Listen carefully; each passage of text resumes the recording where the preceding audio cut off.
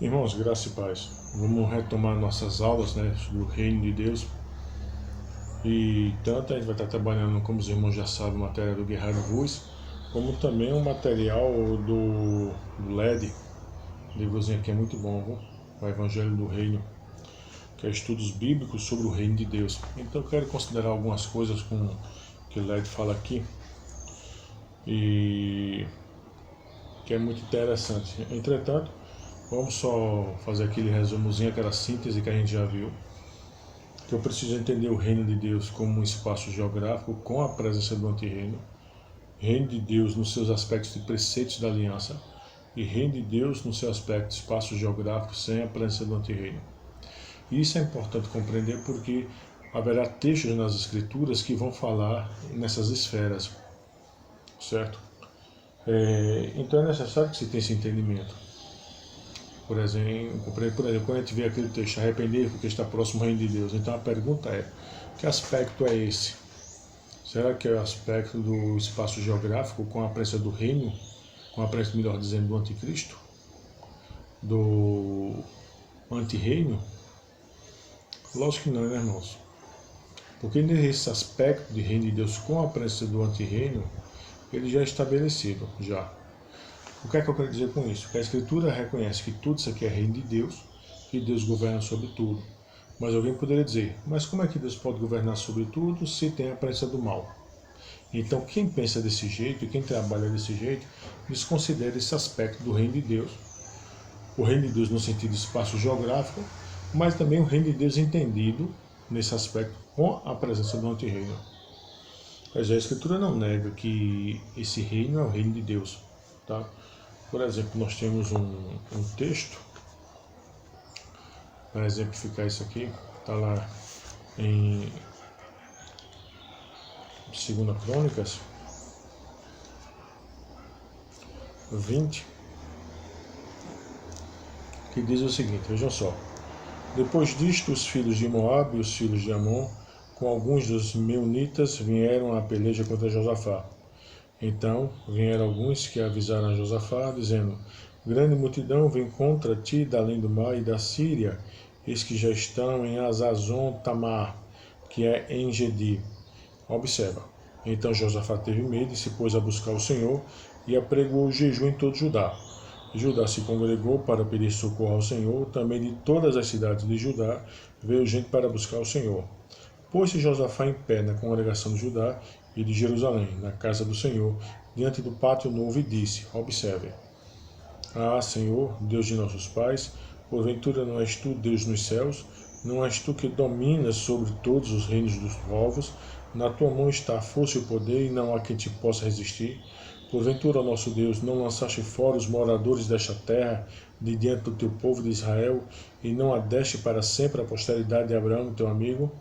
Habitaram nela e nela edificaram um santuário ao teu nome, dizendo, se algum mal nos sobrevier, espada por castigo, peste ou fome, nós nos apresentaremos diante desta casa e diante de ti, pois o teu nome está nesta casa, e clamaremos a ti na nossa angústia, e tu nos ouvirás e livrarás.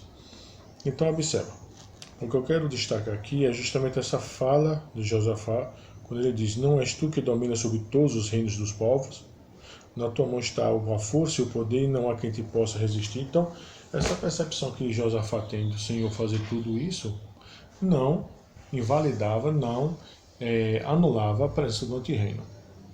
Certo? Então, tem um reino de Deus nessa perspectiva, espaço geográfico, com a presença do antirreino. Tem também o reino de Deus na perspectiva, preceitos da aliança. Entenderam? Que é justamente o modo de viver de acordo com esse reino, entendeu? Para os súditos deste reino. Compreende? Agora é interessante o seguinte, quando nós falamos de súditos deste reino, certo? Nós temos que também diferenciar uma coisa, cara. Vamos lá.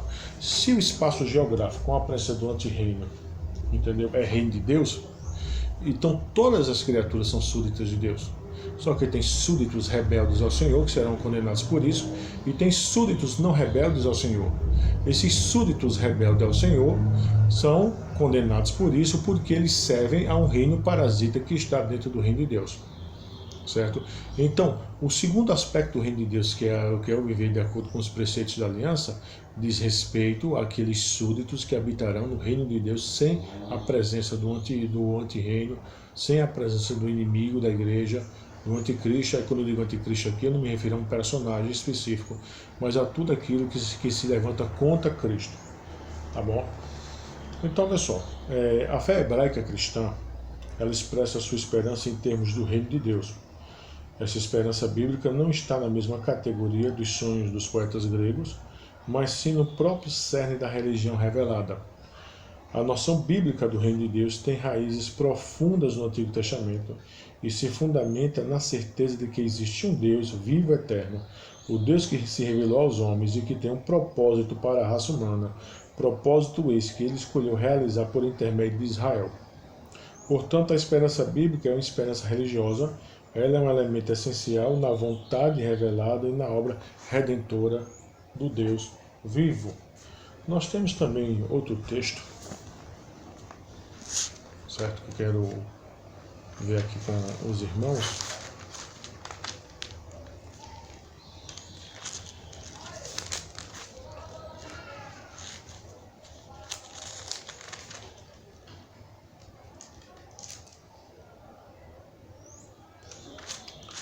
Deixa eu achar aqui, que vai falar também sobre essa questão,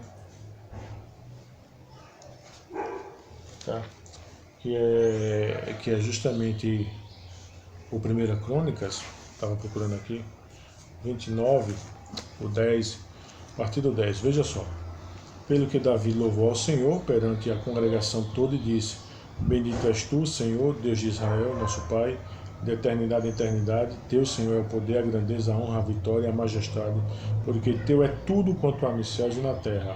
Teu, Senhor, é o reino, e tu te exaltaste por chefe sobre todo. Então, observa que você vai ter dois homens, entendeu? Dois reis principais, né? Um rei principal, Davi, e o outro rei reformista, né? O Josafá, que vai dizer a mesma coisa a respeito de tudo que existe, que Deus é rei, que Deus governa sobre todas as coisas, que tudo pertence ao Senhor. Então a pergunta é, se Deus governa sobre todas as coisas, se tudo pertence ao Senhor, por que o antirreino está presente? Por quê? Porque faz parte do decreto de Deus que o antirreino esteja nessa presente era. Então, e os súditos desse antirreino, por estarem no reino de Deus, são também súditos do Senhor, só que são súditos que desobedecem aquilo que o Senhor determina. Por quê? Porque não são regenerados, porque não têm os preceitos da aliança dentro de si. E por causa disso serão condenados. E eles não irão viver em outro estágio do reino de Deus, que é o reino de Deus sem a presença do antirreino. E por quê? Porque eles não têm os preceitos da aliança, não têm os preceitos do reino dentro de si. Certo? Então isso daí precisa ser compreendido. Tá. Irmãos, o Senhor Jesus, ele veio com a proclamação: arrependam-se, pois o reino dos céus está próximo.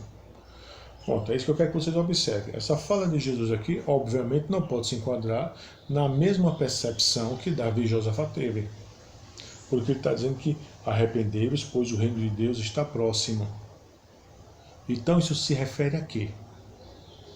Aos preceitos de Deus interiorizados, que já evidenciavam o reino de Deus dentro de si, ou se refere ao espaço geográfico sem a presença do antirreino? Não é?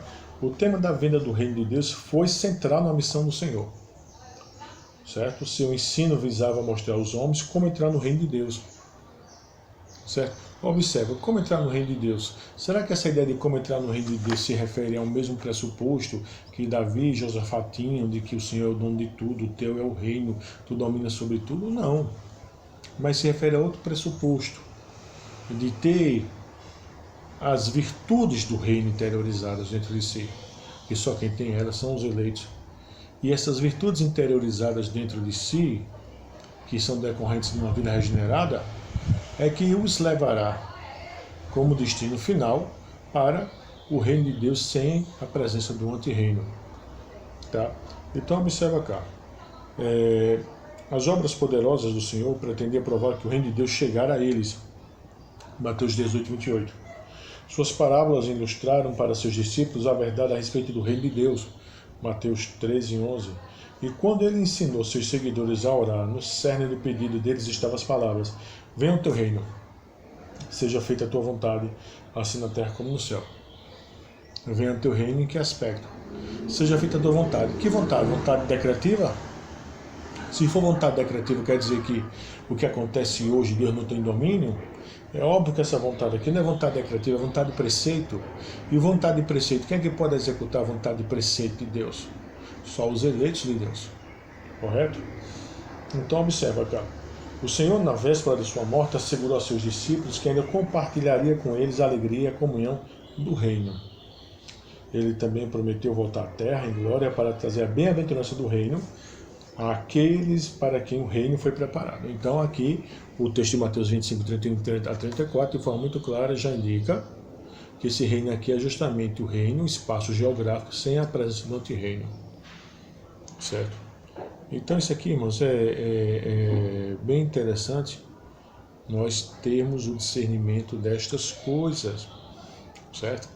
Agora, tem uma questão aqui, né, desse reino, para ficar mais fácil nós compreendermos, reino no sentido de preceitos da aliança interiorizados e reino de Deus no seu aspecto espaço geográfico sem a presença do antirreino. Preste atenção. A palavra do Senhor diz que o reino de Deus é uma realidade espiritual presente, pois o reino de Deus não é comida nem bebida, mas justiça, paz e alegria no Espírito Santo. Romanos 14:17. Então isso aqui já fica muito óbvio de entender que diz respeito aos preceitos do reino interiorizados, tá? Numa vida regenerada. Retidão, paz e alegria são frutos do Espírito de Deus, que são frutos do Espírito que Deus concede agora àqueles que entregaram sua vida ao governo do Espírito. Certo? Eles dizem respeito às mais profundas fontes da vida espiritual, e isso, de acordo com o apóstolo inspirado, é o reino de Deus. Agora observa, o reino de Deus é ao mesmo tempo a herança que Deus concederá ao seu povo quando Cristo vier em glória. Esse aspecto aqui já não diz respeito aos preceitos da aliança interiorizado no coração daqueles que são regenerados, e sim do local onde esses que são regenerados irão habitar. Certo? No reino de Deus, no sentido de espaço geográfico sem a presença do antirreino, ou seja, terra restaurada. Então observa, então o rei dirá aos que estiverem à sua direita: venha benditos do meu Pai, recebam como herança o reino. Observa aí. Então não é mais a questão dos aspectos interiorizados, mas é a respeito de uma terra restaurada sem a presença do antirreino. Que lembrando sempre, o reino de Deus é tudo que Deus criou. Certo? Tudo que Deus criou. A igreja não é o reino de Deus, a igreja é um agente do reino de Deus no aspecto preceito, dentro do antirreino, dentro do reino onde está o antirreino. Então vamos tentar esclarecer isso aqui. A igreja é um exército, a igreja invisível do Senhor é um exército composto pelos eleitos de Deus, que são regenerados, que têm interiorizados dentro de si os preceitos da aliança, que militam contra o antirreino que está dentro do reino de Deus. Certo? Essa luta acabará quando o Senhor Jesus voltar e o Senhor Deus colocar debaixo dos pés do Senhor Jesus todos os seus inimigos. Então, quando o mal for retirado dentro do reino de Deus, ou seja, o antirreino, esses eleitos que fazem parte da igreja invisível habitarão no reino de Deus sem a presença do mal, sem a presença do antirreino. Certo? Então observa cá. Aí então o rei dirá aos que estiverem à sua direita: venha benditos do meu Pai, recebam como herança o reino que lhes foi preparado desde a criação do mundo. Mateus 25:34. Como o reino de Deus pode ser uma realidade espiritual presente e ainda uma herança concedida ao povo de Deus na segunda vinda? Por quê? Porque é justamente aquele aspecto, entendeu? Do aspecto presente e do aspecto futuro do reino. Certo? Isso é um óbvio, tá bom? Outra faceta da verdade sobre o reino reflete o fato de que o reino é um domínio no qual os seguidores de Jesus já entraram. Qual é o aspecto? Aspecto espiritual. Certo? Paulo escreve que Deus nos resgatou do domínio das trevas e nos transportou para o reino do Filho do seu amado. Colossenses 1,13. Então, nós teríamos o quê? Um aspecto espiritual que nos diz que nós éramos ímpios, que nós fomos resgatados das trevas para a luz. Esse versículo deixa muito claro que os redimidos já estão no reino de Cristo, espiritualmente. Sem dúvida, pode-se objetar que precisamos distinguir entre o reino de Deus e o reino de Cristo, mas isso parece impossível, pois o reino de Deus é também o reino de Cristo. Efésios 5,5, Apocalipse 11,15. Além disso, Nosso Senhor descreve os que receberam sua mensagem e missão como aqueles que entram agora no reino de Deus, Lucas 16,16. Então, irmãos, o reino de Deus é ao mesmo tempo também um domínio futuro, no qual precisamos entrar quando Cristo voltar, é óbvio. Por quê? Porque o aspecto desse reino aqui diz respeito da seguinte forma. Bom, eu fui tirado das trevas para a luz, então agora o reino de Deus, eu experimento as virtudes, certo? Os preceitos do reino de Deus dentro de mim, certo? Então, essas virtudes, esses preceitos dentro de mim, certo? Eles são a prova viva que eu irei habitar onde? No reino geográfico, no espaço geográfico, na terra restaurada, sem a presença do antirreino. Certo? Mas essa terra que eu vivo hoje é reino de Deus? É sim. Só que é uma terra, reino de Deus, sim, mas que conta com um antirreino dentro dela, que conta com súditos rebeldes ao reino de Deus e leais ao antirreino, e que serão castigados e condenados justamente por isso. Agora, dentro dessa realidade, Deus tem seu povo, Deus tem seus eleitos, Deus tem um exército chamado igreja que deve militar contra os preceitos, os ditames do antirreino. Essa é a percepção da igreja que falta, certo? Então a igreja, quando compreende isso, a igreja tem uma regra, instruções, um nomismo pactual, que nada mais é do que os preceitos do reino. Os preceitos do reino que o cristão deve viver, porque é através deles que ele milita contra os preceitos do antirreino que está dentro do reino de Deus. Só que quem acabará essa luta? Quem acabará essa luta é Cristo quando ele vier no último dia. Por quê? Porque o antirreino será subjugado. O antirreino e tudo aquilo que ele representa, ou seja, preceitos contrários ao reino de Deus, serão retirados do reino. E desta forma, aqueles que hoje experimentam os preceitos do reino interiorizados dentro de si, ou seja, os preceitos da aliança, viverão numa terra restaurada, ou seja, viverão no reino de Deus, que é tudo que ele criou, no espaço geográfico, sem a presença do antirreino. Então, veja bem, o reino de Deus é ao mesmo tempo, como eu já falei, um domínio futuro no qual precisamos entrar quando Cristo voltar. Pedro observa um dia futuro em que serão ricamente providos quando entrarem no reino eterno do nosso Senhor e Salvador Jesus Cristo. 2 Pedro 1,11. Nosso Senhor referiu-se muitas vezes a esse evento futuro. Muitos virão do Oriente e do Ocidente e se sentarão à mesa com Abraão, Isaac e Jacó no reino dos céus. Mateus 8,11. É interessante que isso aqui já acontece, né?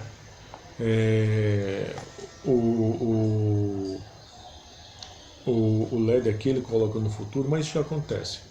Quando os gentios professam fé em Cristo, ele toma posse dentro dessa mesa simbólica, juntamente com Abraão, Isaac e Jacó, das promessas dadas, ou seja, porque nós somos o Israel espiritual de Deus, certo? E essa vinda futura do reino acontecerá com grande glória. Jesus contou do dia em que os anjos tirarão do seu reino tudo que faz tropeçar e todos os que praticam mal. Então os justos brilharão como o sol no reino de seu Pai. Mateus 13, 41 e 43. É muito boa essa fala do Senhor, porque ela é muito explicativa. Entendeu? Ou seja, ímpios serão retirados. Correto? Deixa eu só repetir, porque a minha cadelinha aqui latiu para não atrapalhar a nossa aula. Ímpios serão retirados. Certo? Então observa. Por sua vez, quando os fariseus perguntaram a Jesus sobre quando o reino de Deus virá, ele respondeu: o reino de Deus não vem de modo visível, nem se dirá aqui está ele ou lá está ele, porque o reino de Deus está entre vocês. Então preste atenção, você aqui aparentemente tem uma clara contradição. Como é que o reino não pode vir de modo visível? Se os anjos terão atitudes visíveis E se nós esperamos novo céu e nova terra? Aí eu tenho que entender o contexto. Porque o Senhor, quando fala essa fala aqui para os fariseus, estava falando sobre os preceitos da aliança, os preceitos do reino, certo? E não do reino no seu sentido de espaço geográfico, sem a presença do antirreino. O reino já está presente no meio dos homens. O que? Os preceitos da aliança, havia homens que já manifestavam esses preceitos interiorizados. E se você observar, esses preceitos interiorizados do reino já vêm desde o Antigo Testamento. Entendeu? Porque como é que a gente pode admitir que isso não seja verdade? Então nós iríamos colocar todos os santos no Antigo Testamento como sendo o quê? Pessoas que não tiveram interiorizados os preceitos do reino de Deus? É óbvio que tinham, sim. O reino de Deus já estava presente em meio aos homens e Jesus foi categórico ao responder aos fariseus, desanimando-os de procurar por um reino futuro que viesse com um aparato externo de glória. Agora, algo tem que ser dito aqui, que aí a gente começa a compreender pela questão da teologia bíblica, né, da revelação progressiva, histórica, orgânica e adaptável da graça de Deus. É óbvio que a mensagem que Cristo falou, em tese, em essência, não destoava das mensagens dos profetas do Antigo Testamento. Mas em termos de revelação progressiva, histórica e adaptável da graça de Deus, dizia respeito a um estágio superior aos estágios da aliança, ou seja, a mensagem de Cristo seria uma mensagem superior àquela mensagem que fora dita antes. Mas não destoava na essência, até entanto que quando você observa a pregação dos apóstolos a respeito de Cristo, o teor da pregação é que Cristo é o cumprimento das profecias veterotestamentárias. Há também outro material muito bom, que é o do Hidebois, né? É a vinda do reino, e ele vai considerar algo aqui bem interessante sobre a vinda do reino. Vai dizer da seguinte forma: em primeiro lugar, o Antigo Testamento fala de um tipo geral e de um tipo particular de realeza do Senhor. O primeiro tipo tem a ver com o poder universal e o domínio de Deus sobre o mundo todo, sobre todas as nações, e é fundamentado na criação dos céus e na terra. Que é justo aquilo: Deus é rei sobre o seu reino, certo? E a presença do antirreino só existe porque faz parte do seu decreto. Bom? E a segunda ideia indica a relação especial entre o Senhor e Israel. Dentro desse reino, que tem um antirreino, Deus tem um povo, aonde os preceitos da aliança devem ser interiorizados. A igreja do Antigo Testamento, como a igreja do Novo Testamento. Certo? E mais tarde isso veio a ser chamado teocracia, no sentido especial, e conhecido em muitos aspectos com a aliança de Deus no Antigo Testamento. Tá bom, irmãos? Então, isso é muito interessante mesmo, certo? Muito interessante mesmo. Correto? Eu vou ler mais uma coisa aqui, para a gente ponderar, e que observa. Sobre essa questão do reino de Deus no seu aspecto vindouro, certo? No seu aspecto vindouro. Olha o que é dito aqui. O conteúdo desta grande expectativa de salvação é multifacetada. Uma característica essencial da profecia é a sua descrição do reino vindouro de Deus em termos de nacionalidade de Israel. Israel será restaurado como uma nação, o Senhor terá o seu trono em Jerusalém, os inimigos de Israel serão subjugados. Apesar disso, repetidamente essas ideias parecem se referir a uma realidade maior e espiritual imperecível. O futuro reino de Deus será inaugurado pelo grande dia do Senhor, o dia do julgamento, certo? O dia de julgamento para a parte apóstata de Israel, como também para as nações em geral. Ao mesmo tempo, todavia, é dia de libertação e salvação para o povo oprimido do Senhor. Na descrição de ambos os dias, encontramos características que irrompem através da realidade temporal e que se referem a uma dispensação inteiramente nova, como ao julgamento final. É interessante essa questão que Hidebois levantou aqui, irmãos, sobre a ideia de que esse reino de Deus futuro, né, e o dia que vai começar esse reino futuro também se caracterizaria, né, pelo dia do julgamento. Aí ele dita aqui para a parte apóstata de Israel. Por quê? Porque em uma das parábolas, né, a parábola do trigo e do joio, é dito também que essa igreja, entendeu, visível, ela é composta de trigo e de joio. E quem é joio? Joio é ímpio. O juízo nada mais é do que súditos rebeldes do Senhor, que servem ao antirreino, que fazem parte da igreja visível. Então, no dia que o Senhor for começar, certo? O seu reino é sem a presença do antirreino, ou seja, for tirar do seu reino a presença do antirreino, quem irá? Tanto os ímpios, como nós conhecemos, como também os ímpios que estão dentro da igreja. Agora também um conceito bem interessante que a gente pode começar a entrelaçar dentro desse entendimento maior de reino, do pressuposto da aliança, que são as diretrizes do reino de Deus que são interiorizadas na vida dos eleitos, é entender também o aspecto mediatorial, né? O aspecto do messianismo do Senhor Jesus como revelação suprema dessa graça de Deus, entendendo o seu aspecto messiânico, tá? E é interessante também nós compreendermos isso, como Cristo, enquanto Messias, ele executará os seus três ofícios, rei, profeta e sacerdote. Dentro desse antirreino, com a presença do antirreino, como também ele realiza isso para os seus eleitos, que têm os preceitos da aliança interiorizados, e como isso levará e desembarcará no reino sem a presença do antirreino. Então esse entendimento do aspecto messiânico, do aspecto de Cristo como rei, profeta e sacerdote é importante. E é nesse aspecto aqui, irmãos, que a gente também precisa entender o porquê Cristo falou da superioridade de sua mensagem em relação às mensagens anteriores pregadas. Não é que as mensagens anteriores que foram pregadas a Cristo pelos profetas não fosse a caracterização dos preceitos do reino de Deus que deveriam ser internalizados nos eleitos, de hipótese nenhuma. E para terminarmos, irmãos, essas nossas considerações, sempre é necessário nós compreendermos uma coisa. Nós temos três cordões dourados que estão em toda a revelação das Escrituras: reino, pacto e mediador. Certo?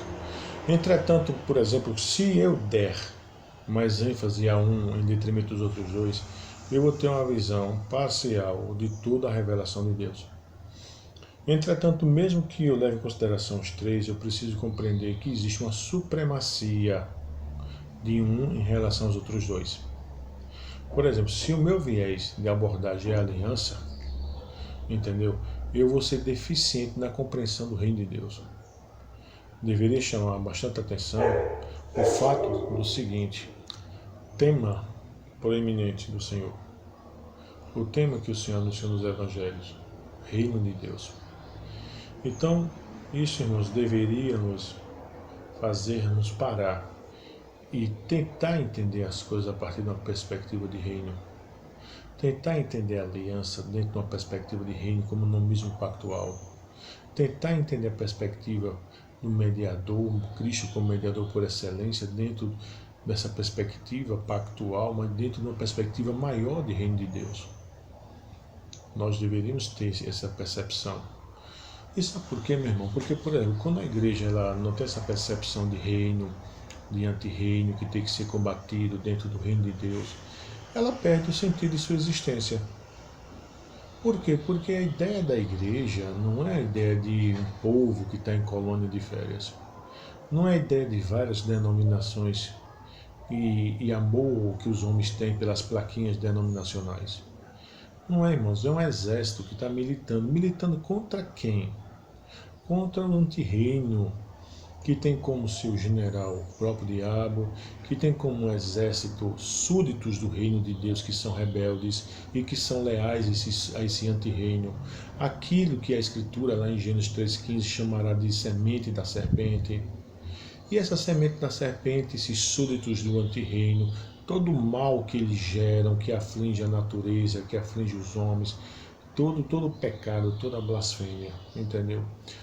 Isso deve ser a razão da luta da igreja, o combate a esses pareceres do antirreino e a certeza de que Cristo, quando vier, Cristo irá restaurar o reino de Deus. Cristo tirará do reino de Deus o antirreino com os preceitos do antirreino. Então isso precisa ser o entendimento da igreja. Então, creio eu que quando não tem essa compreensão dos três cordões dourados, né? nesse mito multifocal, quando eu não tenho a compreensão que o reino de Deus deva sobressair a questão da aliança, a questão do mediador, que ele deva, que é dentro do reino de Deus que a aliança é manifestada, é dentro do reino de Deus que o mediador é manifestado. Esse reino de Deus que hoje tem o antirreino presente, esse reino de Deus que se manifesta em preceitos da aliança para aqueles que foram chamados das trevas para a luz, os preceitos do reino, que a gente mais lá na frente vai estudar. E também compreendendo que o final de tudo isso é o quê? É morarmos no reino de Deus, sem o antirreino como oposição aos preceitos desse reino. Compreendendo sempre que a presença desse antirreino no reino está muito relacionada com aquilo que Adão, como cabeça federativa, fez lá no Éden. E a derrocada desse antirreino dentro do reino está relacionada com aquilo que o segundo cabeça federativo, Cristo, fez, quando ele cumpre a lei e adquire a justiça que há na lei. Tá? Então, irmãos, é necessário que a gente tenha essa percepção. Tá? A gente, no nosso próximo encontro, a gente vai estar trabalhando a questão das parábolas do reino, vai estar aprofundando mais um pouquinho, vai estar vendo algo de Ridebois, ou algo do Guerra de Bois, e vai estar trabalhando nesse viés. Tá? Volto a dizer que os irmãos não se esqueçam de ler os livros das leituras obrigatórias, certo? Para a gente estar aprofundando naquilo que a gente está trabalhando, tá bom? Que Deus abençoe a todos.